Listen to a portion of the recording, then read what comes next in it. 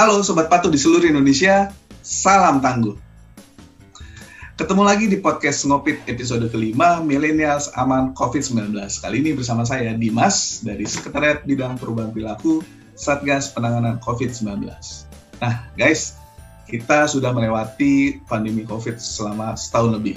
Nah, kali ini kita mau membicarakan semua tentang COVID-19, mulai dari vaksin, mutasi virusnya, sampai ke perubahan perilakunya. Kita nggak sendirian, kita sudah ditemani oleh seorang dokter, spesialis penyakit dalam yang juga edukator di Instagram. Namanya Dr. R.A. Adaninggar Primadia. Halo, selamat malam Dr. Ning, apa kabarnya? Halo, selamat malam Mas Dimas. Sehat dok? Sehat, Alhamdulillah. Mudah-mudahan sehat terus dok ya.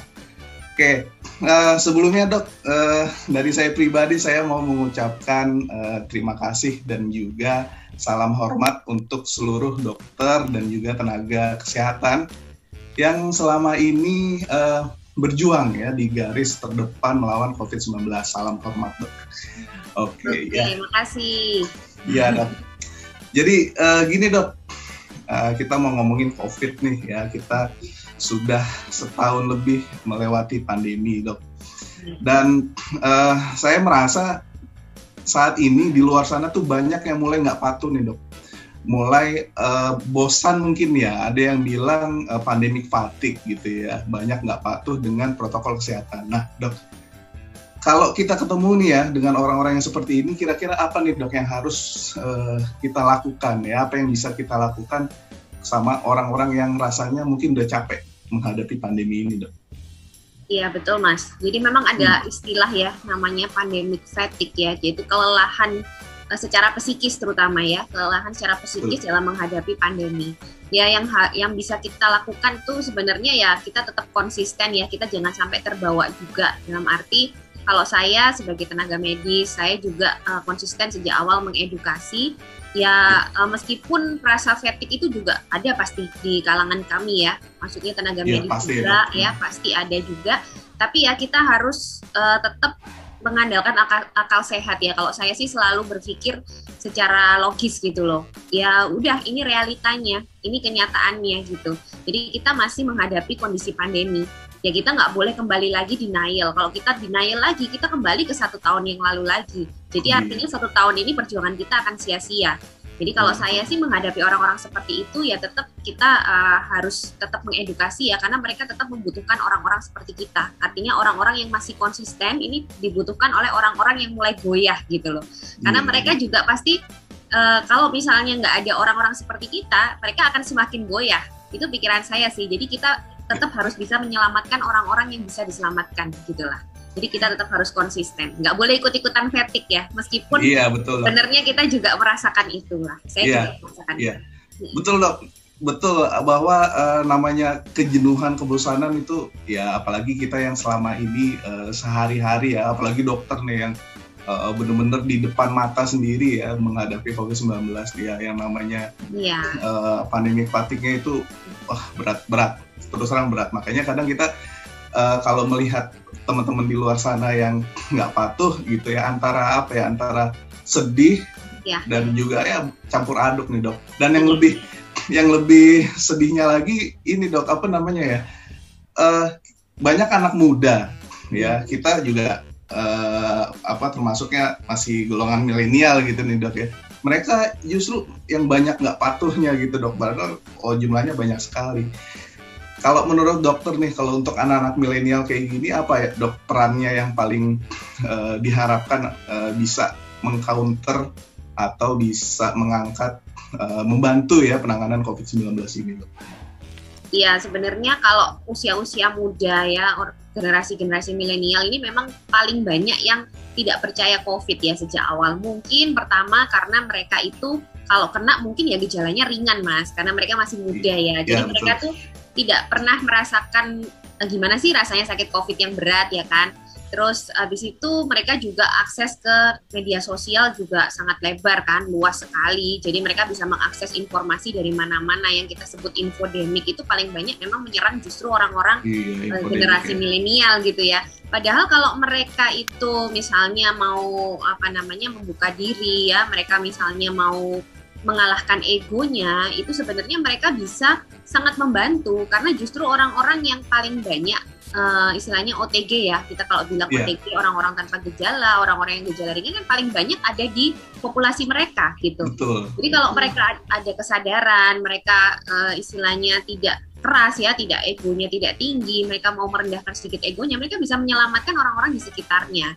Itu bisa sekali karena justru mereka ini biasanya sumbernya gitu loh, karena kalau belum keluarganya kena, ya kalau belum circle terdekatnya kena, mereka biasanya juga tetap akan denial, Mas. Entah denialnya itu ikut-ikutan aja, ya kan fase-fase seperti itu tuh fase-fase anak-anak muda yang kayak mencari terpengaruh dunia sosialnya. Jadi mudah sekali kalau misalnya dia nggak ikut-ikutan seperti itu, nanti diolokin temennya udah langsung goyah lagi gitu ya. Ya itu memang fase perkembangan mereka sih. Tapi saya harap sih generasi muda ini justru kalau bisa justru membantu kita ya, karena mereka ini sebenarnya punya masa yang besar, punya kekuatan yang besar. Mereka juga generasi penerus loh ya. Jadi jangan sampai generasi penerus ini malah yang istilahnya kayak mendukung hoax ya, mendukung misinformasi. Nah itu kan justru seharusnya tidak begitu ya. Padahal kita harus bisa meng-counter hoax ya dok ya. Benar, ya justru anak-anak muda ini karena akses ke media sosialnya lebih lebar, lebih luas, harusnya mereka juga bisa mencari berita yang lebih benar kan sebenarnya. Kalau orang-orang yang udah tua, yang cuman bisa main satu sosial media, kadang mereka gaptek ya, artinya kan nggak terlalu bisa mencari informasi. Tapi kalau anak muda ini sebenarnya bisa, asalkan mau ya. Cuman ya itu tergantung lingkungan juga mungkin ya Mas ya. Tergantung lingkungannya, ya tergantung mereka juga will-nya atau keinginannya itu seperti apa. Kalau mereka masih mengedepankan ego ya sampai kapanpun ya akan seperti ini. Dan ini memang salah satu yang bikin saya prihatin sih selama jadi edukator ya. Justru orang-orang itu yang paling sering mencaci maki saya ya, ini saya secara pribadi, mencaci maki di sosial media kebanyakan justru anak-anak muda. Khawatir dok, memang itu jadi bahan perenungan sendiri ya, kalau misalnya generasi muda kita yang seharusnya bisa jadi andalan gitu ya untuk di tengah-tengah situasi ini justru malah menjadi beban ya. Mudah-mudahan justru bisa kita rubah nih dok situasinya dok. Nah ini sekaligus ngomongin soal millennials, dunia digital nih yang lagi rame sekarang nih dok. Itu dok soal mutasi virus ya, katanya kan di Indonesia sudah ditemukan mutasi virus COVID B117 dari Inggris. Nah pertanyaan saya dok, haruskah kita panik dok? Itu satu. Terus kedua, apakah mutasi virus ini memang lebih berbahaya dari virus corona yang sudah ada? Ya. Oke, terima kasih Mas Dimas. Jadi untuk mutasi virus kita tidak seharusnya panik. Karena apa? Jadi sebenarnya virus itu memang takdirnya, kodratnya itu dia harus bermutasi. Kalau dia tidak bermutasi, itu kalau guyonannya para ilmuwan itu katanya dia harus dikeluarkan dari silsilah virus. Karena kalau dia nggak mutasi itu dia tidak sesuai kodratnya gitu loh. Jadi lumrah sebetulnya, mutasi itu lumrah tuh kayak. Ya lumrah, betul. Jadi sejak awal tuh sudah diprediksi. Jadi adanya virus COVID ini nantinya akan terjadi mutasi itu semua sudah memprediksi, terutama para ilmuwan yang paham tentang virus ya. Jadi tidak perlu khawatir karena sebenarnya kan mutasi virus, ya memang mutasi virus ini kita nggak bisa prediksi dia nantinya akan mutasi ke arah yang lebih kuat atau lebih lemah. Tapi sebenarnya cara mencegahnya kan sama. Ya kita protokol kesehatan itu gitu loh. Jadi yang pakai masker, jaga jarak, hindari kerumunan, cuci tangan, itu cara yang sampai kapanpun akan tetap efektif meskipun virusnya berubah-ubah gitu loh. Jadi sebenarnya nggak perlu panik kalau kita menjalankan atau itu sudah menjadi suatu kebiasaan kita. Jadi nggak perlu khawatir. Ya, jadi karena virus itu kan dia mutasi itu tiap pindah ke manusia lain, Mas. Jadi kalau penularan ini masih terjadi, ya mutasi akan bisa terjadi terus. Dan kita nggak akan pernah tahu dia mutasinya ke arah mana. Kalau beruntung ya dia mutasinya justru melemahkan dia itu bisa. Iya, jadi kayak bisa hilang sendiri karena kenyataannya memang sejak awal muncul COVID ini sebenarnya sudah ada ribuan varian. tapi juga sudah ada ratusan yang musnah. Artinya dia mutasi ke arah yang lemah, gitu ada. Oh gitu. Ya, jadi nggak semuanya itu bermutasi ke arah yang lebih kuat, enggak. Makanya itu jadi nggak usah terlalu khawatir karena pencegahannya sama. Terus kalau untuk masalah lebih berbahaya atau tidak, ini memang mutasi ini kan dipelajari ya, tiap ada mutasi baru pasti dipelajari sama para ahli. Nah, untuk yang B117 ini dari data memang dikatakan dia lebih cepat menular, yaitu sekitar 50-70% kali lebih cepat menular. Tapi kalau untuk berbahayanya, ini baru data di Inggris, itu dia bisa meningkatkan memang kematian sebanyak 30% ya. Tapi sekali lagi itu kita masih belum tahu hubungan sebab akibatnya. Apakah benar itu pasti karena mutasi virus saja? Karena kalau kita melihat orang yang meninggal di rumah sakit itu kan faktornya banyak. Tidak cuma virusnya ya, mungkin orangnya juga dari awal memang punya kondisi yang berat, komorbid yang berat. Jadi memang belum suatu hubungan sebab akibat yang pasti. Jadi nggak usah terlalu khawatir karena ya itu tadi pencegahannya sama. Siap. Jadi intinya dok, nggak perlu khawatir dok ya, tetap tenang, nggak perlu khawatir, tetap yang penting disiplin protokol kesehatan 3M gitu dok ya. Iya, betul. Nah, kalau pemerintah kan dok, kami di Satgas ini kan dalam menangani COVID-19 ini mengedepankan atau menggunakan strategi yang namanya disiplin 3M, lalu juga 3T, dan yang terakhir program vaksinasi nasional. Nah, kita sudah memulai nih dok ya, masa vaksinasi nasional di Indonesia nih, dimulai dari tenaga kesehatan. Dokter sudah divaksin belum dok? Udah. Wah, mantap. Udah, bulan lalu.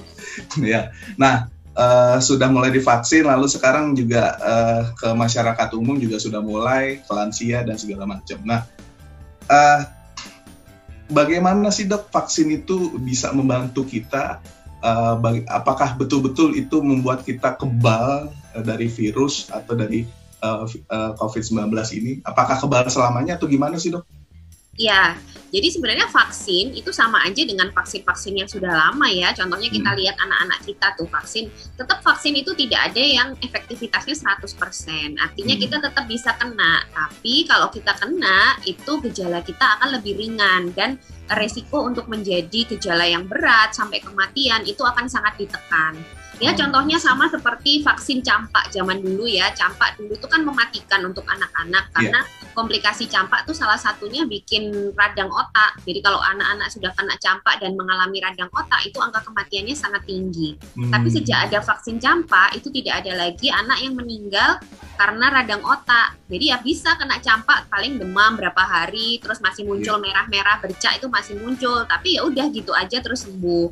Jadi memang vaksin itu tujuannya seperti itu. Jadi belum ada yang 100% benar-benar bisa mencegah kita tidak tertular. Jadi selama virus itu masih banyak di sekitar kita, ya kita masih bisa kena. Tapi dengan resiko itu tadi lebih rendah ya, gejala kita tuh paling ringan aja, nggak sampai dirawat di rumah sakit dan nggak sampai meninggal. Harapannya begitu. Jadi vaksin itu tidak membuat kita kebal ya teman-teman. Jadi teman-teman tidak boleh setelah divaksin langsung merasa kebal lalu langsung meninggalkan protokol kesehatan ya. Itu salah, kecuali nanti kalau kita sudah mencapai yang namanya herd immunity, kalau pernah dengar ya. Jadi kekebalan kelompok, di mana kekebalan kelompok itu sudah mayoritas penduduk Indonesia itu memiliki antibodi yang protektif. Kalau sudah seperti itu, baru kita bisa perlahan-lahan mungkin bisa melepas sedikit-sedikit protokol kesehatan. Karena kalau sudah tercapai herd immunity, itu penularan virus sudah sangat rendah. Itu logikanya. Jadi kapan kan banyak tuh yang nanya, Mas, terus kapan dok kita bisa lepas protokol kesehatan? Divaksin kok sama aja gitu ya. Ya harus sabar ya, semuanya nggak ada yang instan. Gitu ya Mas ya, jadi semuanya itu adalah usaha kita, bentuk ikhtiar kita selain protokol kesehatan. Protokol kesehatan dan vaksin itu satu paket. Satu paket. Jadi nggak bisa dipisah. Jadi kalaupun sudah divaksin, tetap kita harus pakai protokol kesehatan biar nggak sakit. Kalau sakit, ya paling nggak kita gejala ringan, tapi kita masih bisa menulari orang yang belum divaksin gitu. Jadi orang-orang rentan yang belum bisa divaksin di sekitar kita juga tetap masih bisa sakit berat kalau kita tidak berhati-hati selama belum terbentuk herd immunity. Nanti kalau terbentuk herd immunity, baru melindungi semuanya. Jadi harus sabar dulu gitu. Iya, gitu dok. Bener. Karena saya banyak ngeliat nih teman-teman saya nih dok ya, abis divaksin, wah semuanya kayak superhero semua dok. Masa kemana nggak pakai masker gitu ya, udah kayak superhero aja dia. Bahaya tuh dok ya. Padahal yang itu kan harus diingat orang-orang di sekitar kita banyak yang belum divaksin loh. Contohnya nih anak-anak kan belum ya, anak-anak itu belum. Terus ibu hamil itu juga belum. Terus lansia yang memiliki penyakit-penyakit komorbid yang tidak bisa divaksin, atau orang-orang dewasa yang memiliki penyakit komorbid yang belum bisa divaksin. Ini orang-orang rentan semua. Kalau kita divaksin terus kita seperti itu, kita masih bisa menulari mereka, kan kasihan mereka ya. Jadi harus sabar gitu. Jangan, makanya itu kan tadi saya bilang ego itu jangan dinaikkan ya Mas ya. Kita harus menurunkan ego karena penyakit ini tuh adalah penyakit komunitas. Artinya kalau kita bisa menular hanya antar manusia. Jadi salah satu caranya supaya kita bisa mencegah atau menekan kasus ini ya kita nggak boleh egois, artinya kita juga melindungi orang lain. Kalau kita merasa kuat lalu kita nggak melindungi orang lain ya tetap kasus penularan lalu kasus kematian juga akan tetap tinggi. Iya betul, pokoknya intinya walaupun sudah divaksin ya tetap namanya 3M itu yang nomor 1 dok ya. Iya betul. Nah cuma masalahnya ini dok, gimana dok caranya dok kita ngasih tahu ya atau menyadarkan gitu ya orang-orang bahwa kita tetap harus patuh 3M bahkan setelah divaksinasi ini, Mbak. Ya, itu memang butuh edukasi yang super konsisten ya, karena orang-orang ini sudah pandemic fatigue tadi, jadi mereka menganggap kalau ada vaksin itu adalah salah satu jawaban, mereka bisa nggak harus protokol kesehatan gitu loh. Tapi sebenarnya saya juga heran ya, protokol kesehatan itu kan suatu hal yang nggak sulit sebenarnya dilakukan ya Mas ya. Ya oke lah nggak nyaman, ya saya juga kalau mau mikirin misalnya saya perempuan ya, pakai masker, saya itu terus muncul jerawat di mana-mana. Kalau saya mau egois saja, saya nggak mau muncul jerawat lagi, saya nggak mau pakai masker misalnya begitu. Tapi kan ini untuk kebaikan gitu loh. Untuk sementara kenapa sih kita tidak istilahnya menekan ego kita dulu? Ya nggak nyaman gitu kan bukan berarti berbahaya kan. Yang penting kan itu nggak berbahaya, nggak nyaman ya memang kondisinya seperti ini gimana gitu ya. Jadi kita harus terima keadaan ini dok. Ya harus realistis. Saya selalu bilang kalian harus realistis, jangan lari dari kenyataan terus. Ini kan udah setahun. Kalau lari terus dari kenyataan kapan menghadapinya? Padahal kenyataan itu ada masalah yang lebih baik dihadapi kan, bukan kita lari gitu. Iya betul. Aduh, jadi memang apa ya?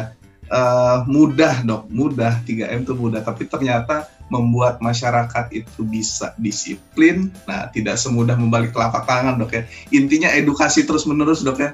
Ya mungkin karena juga banyak misinformasi dan hoax Mas. Itu yang saya dari awal itu kan kencengnya kok kenapa sih misinformasi dan hoax ini kok nggak ditangani secara serius gitu. Karena menurut saya itu salah satu masalah yang cukup mengganggu. Artinya mengganggu usaha kita juga kan ya untuk mengedukasi masyarakat. Karena masyarakat juga akhirnya bingung ya kok ada begini. Nah itu yang akhirnya menyebabkan kita masih stuck di sini. Karena kalau saya lihat kayaknya negara-negara lain untuk misinformasi dan hoax itu benar-benar ditangani secara serius ya. Karena memang sangat mengganggu gitu loh. Iya betul dok ya. Makanya nih peran kita semua nih terutama juga dokter yang aktif nih di edukasi di Instagram segala macam, mudah-mudahan itu bisa berkontribusi nih dok untuk melawan hoax-hoax tadi. Amin. Nah balik lagi dok sedikit ke mutasi virus nih dok. Nah kita sudah vaksin juga. Dari sederetan vaksin yang ada nih mulai dari Sinovac, AstraZeneca segala macam, semua vaksin yang sudah ada ini apakah cukup mampu nih dok kira-kira untuk bisa melawan mutasi virus yang baru ini? Ya, kalau untuk yang B117 ini masih efektif Mas. Hampir semua vaksin yang sudah ada itu masih efektif. Memang ada mutasi lain, varian lain yang dikatakan bisa lebih menekan efektivitas vaksin-vaksin ini ya. Tapi sampai sekarang sih belum ditemukan di Indonesia. Semoga enggak ya. Yang varian Afrika Selatan ya. Yang varian Raja itu ya dok? Thanos ya. Ya kita sebutnya itu varian Thanos karena dia yang paling kuat ya. Jadi paling kuat tuh dalam arti dia bisa lari dari antibodi gitu loh. Jadi dia bisa mengakali antibodi itu. Tapi sampai sekarang sih kan belum ada ya di Indonesia, semoga enggak. Tapi kalau yang B117 ini masih aman, artinya semua vaksin masih bisa mengatasi. Siap. Jadi bahaya ya dok ya, kita juga ya intinya nggak boleh panik lagi, sekali lagi tetap waspada saja dok ya, dan ya mudah-mudahan program vaksinasi nasional Indonesia ini bisa cepat selesai gitu dok ya. Ya, dan tambahan lagi Mas, kalau vaksinasi ini kita sukseskan ya, semakin banyak orang yang divaksinasi, penularan itu akan semakin ditekan. Kalau penularan ditekan, mutasi juga akan ditekan. Jadi jangan sampai nanti benar-benar muncul si Thanos tadi ya, mutasi Afrika Selatan di sini. Kalau kita biarkan penularan, itu resiko akan semakin tinggi. Tapi kalau kita tekan penularan, salah satunya juga dengan mensukseskan vaksinasi, resiko itu akan turun juga. Jadi kemungkinan kita kemasukan varian yang itu juga jauh lebih rendah gitu. Iya, jadi ini buat teman-teman Sobat Patuh semua ya, nanti ketika saatnya vaksin, yuk kita sama-sama sukseskan program vaksinasi tersebut ya. Nah, terakhir nih dok, ada pesan apa nih dok yang kira-kira bisa dokter sampaikan kepada seluruh pendengar podcast kali ini dok? Silakan. Ya, kalau pesan saya tetap sama sejak setahun yang lalu ya, tetap lakukan protokol kesehatan, jaga kesehatan imunitas ya, aman, iman, imun itu ya Mas ya, dari Satgas kan ya, itu saya setuju sekali. Jadi itu harus dilakukan, ditambah sekarang kita juga ada program vaksinasi, jadi kita ketambahan senjata baru setelah 1 tahun ini kita berjuang hanya dengan 3M, 3T ya, hanya dengan itu kita sekarang ketambahan senjata lagi. Ya udah didukung aja semuanya, karena itu semua adalah bentuk usaha kita. Ya, jadi jangan mau hasilnya saja tapi nggak mau berusaha. Ya, karena di mana-mana nggak ada itu hasil tiba-tiba jatuh dari langit ya Mas, sebenarnya butuh usaha. Makanya teman-teman yang pengen segera keluar dari kondisi pandemi, ayo bersama-sama kita berusaha. Jadi kita lakukan protokol kesehatan, kita jaga kesehatan imun kita, ya, lalu kita dukung program 3T dan kita dukung juga program vaksinasi. Iya, betul. Ya, jadi sekali kalau boleh saya sedikit ulang dok, tetap 3M, 3T dan mensukseskan program vaksinasi nasional gitu dok ya. Ya. Nah, baik. Terima kasih banyak Dr. Ning sudah mau bergabung sama kita di episode kali ini. Semoga semua urusan dan kegiatan dokter nih dilancarkan dan sehat selalu ya dok. Ya, sama-sama ya Mas Dimas. Siap, sama-sama dok. Terima kasih. Semoga diskusi kita hari ini bisa menjawab pertanyaan teman-teman semua dan bermanfaat nih bagi kita semua dok. Oke, amin. Ya, oke, Sobat Patuh sekalian, kita punya 2 tote bag cantik untuk 2 orang pemenang yang bisa menjawab pertanyaan berikut ini.